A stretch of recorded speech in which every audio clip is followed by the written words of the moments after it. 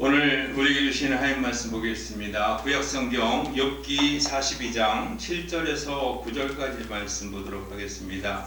욥기서 42장 7절에서 9절, 욥기 마지막 장이지요. 42장 7절에서 9절까지 말씀, 7절에서 9절 세 절 말씀 같이 있습니다. 시작. 여호와께서 욥에게 이 말씀을 하신 후에 여호와께서 대맛 사람 엘리바스에게 이르시되 내가 너와 내 두 친구에게 노하나니 이는 너희가 나를 가리켜 말한 것이 내 종 욥의 말같이 옳지 못함이니라. 그런즉 너희는 숫소 7과 수대양 7을 가지고 내 종 욥에게 가서 너희를 위하여 번제를 드리라. 내 종 욥이 너희를 위하여 기도할 것인즉 내가 그를 기쁘게 받으리니 너희가 우매한 만큼 너희에게 갚지 아니하리라. 이는 너희가 나를 가리켜 말하는 것이 내 종 욥의 말같이 옳지 못함이라. 이에 대맛 사람 엘리바스와 수아 사람 빌닷과 나아마 사람 소발이 가서 여호와께서 자기들에게 명령하신 대로 행하니라. 여호와께서 욥을 기쁘게 받으셨더라. 아멘. 한 주간도 승리하셨습니까? 아멘. 예, 한 주간을 보낸다고 하는 건 어떤 얘기는 짧기도 하고 또 어떤 다른 얘기는 긴 시간일 수도 있습니다. 사람마다 환경과 여건과 이런 것에 따라서 짧기도 하고 길기도 하겠지요.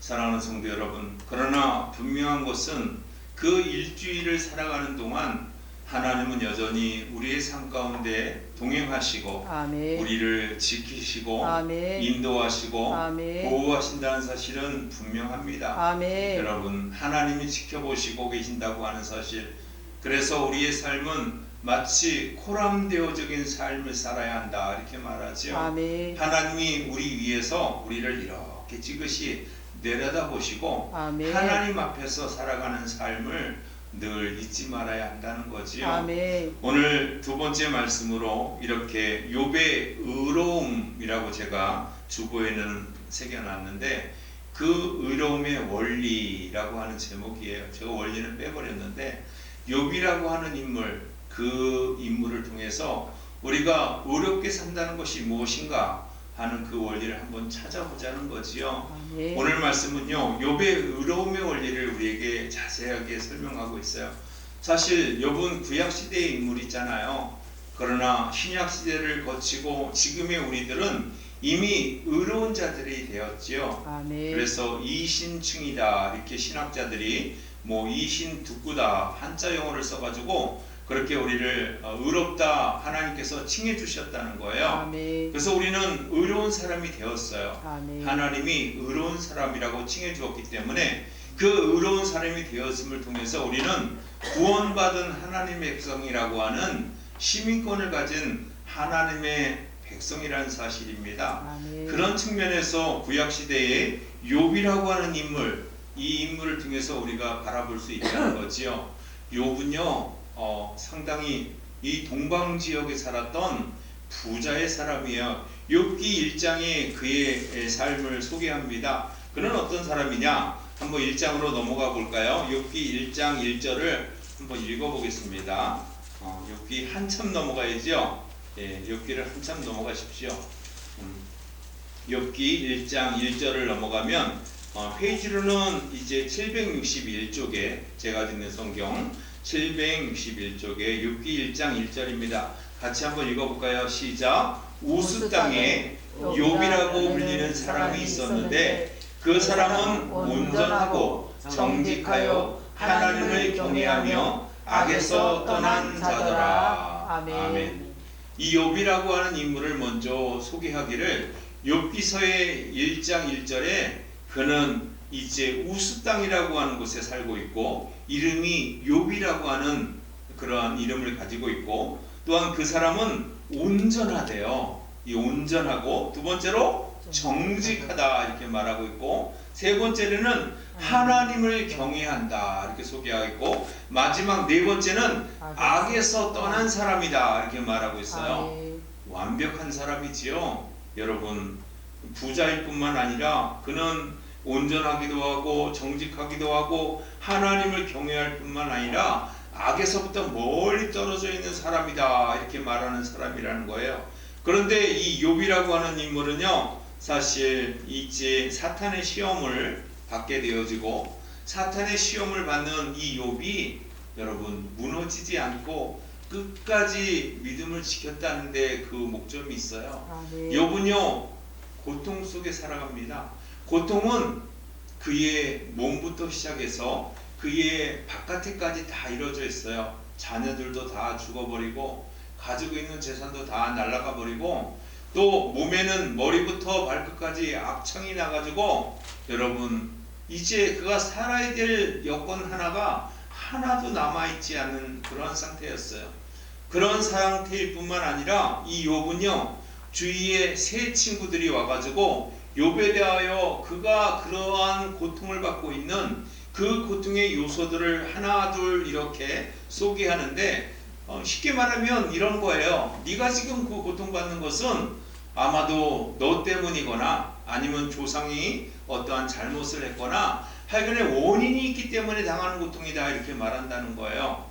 그러나 욥은 그렇지 않다고 말하지요.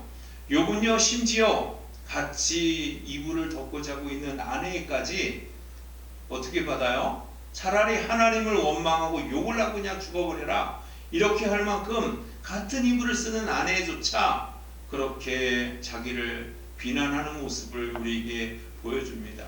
그러나 욥은 그러한 삶을 살았음에도 불구하고 그의 삶은요 하나님께서 나를 이 땅에 낳아주시고 하나님께서 이 땅 가운데 나를 태어나게 하셨은 그 하나님을 내가 실망시키지 않고 하나님을 꼭 붙들고 살겠다는 거예요. 아멘. 나를 하나님이 이제 빨가벗겨서 이 세상에 나왔으니 취하시는 분도 하나님이시고 거둬들인 것도 하나님의 몫이다 인정하는 하나님의 신본적인 삶을 살아가는 그러한 사람이었다는 거지요. 아멘. 여러분 이게 쉽지는 않아요.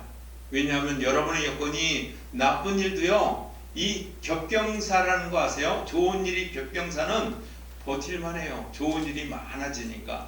그런데 이 슬픈 일들이 겹경사로 그 말이 종들이 쫓아와가지고 나쁜 일들을 하나하나 고을 때마다 여러분 얼마나 힘들겠어요.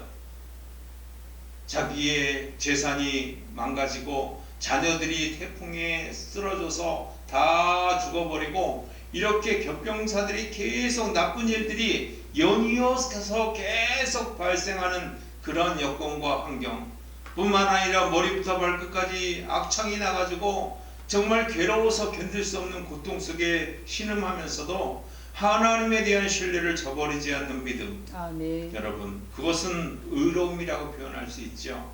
어떻게 하면 그러한 의로움을 가질 수 있을까요?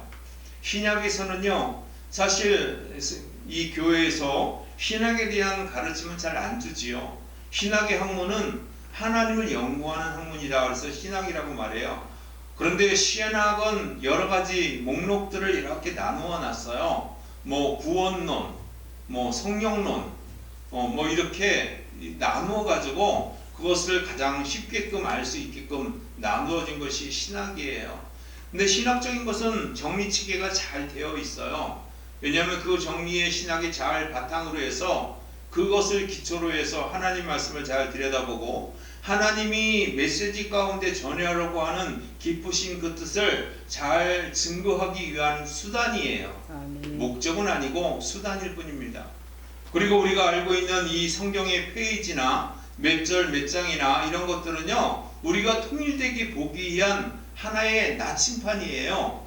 그래서 욥기서 42장 7절부터 9절까지 봅시다 하면 여러분이 그것을 정확하게 찾아가지고 같이 읽고 같이 그 뜻을 헤아려 보는 거지요. 목록차를 만들어 놓은 거예요. 그렇게 정해 놓은 거예요. 여러분 오늘 욥이라고 하는 인물, 그 의로움을 첫 번째 무엇을 발견할 수 있냐면 이 신학에서 구원의 서정이라고 하는 게 있어요. 구원의 서정, 말이 좀 어렵지만 구원이라고 하는 것은 순서가 있다는 거예요. 그래서 그 순서를 저희 각 교단마다 조금씩 달라요. 구원의 서정이 조금씩 다르지만 우리가 속해져 있는 예장 합동교회 그러한 구원의 서정은요 8개로 나누어 놨어요. 그 8개에 나누어 준 것은 신학자들에 의해서 누가 이렇게 구원의 서정을 8개로 나누어 가지고 그렇게 보자. 그래서 요즘에는 한 단계를 그 앞에다 더 집어넣어서 9단계를 나누자 이렇게 말하고 있거든요. 제가 배웠을 때는 8단계의 구원의 서정 그래가지고 8단계의 구원의 서정을 이렇게 나누어 놨다고요. 그러나 하나를 더 추가해 놨죠. 최근에 들어서 언제 추가했는지 모르겠고요. 하여간에 한 단계를 더 같이 집어넣었는데 그 구원의 서정을 가만히 들여다보면 이제 어떻게 순서가 되냐면 바로 첫 번째 소명이라고 하는 거. 소명, 하나님에 대한 확신에 보이지 않는 하나님이 나를 붙들어 주셨다 하는 의미의 이 소명이 첫 번째 차지하고, 그 다음에 두 번째 거듭남이라고 알려져 있는 중생. 거듭남이라고 말해요. 바뀌었다는 거예요. 중생이 두 번째로 속해져 있고, 세 번째로가 뭐냐면 회개.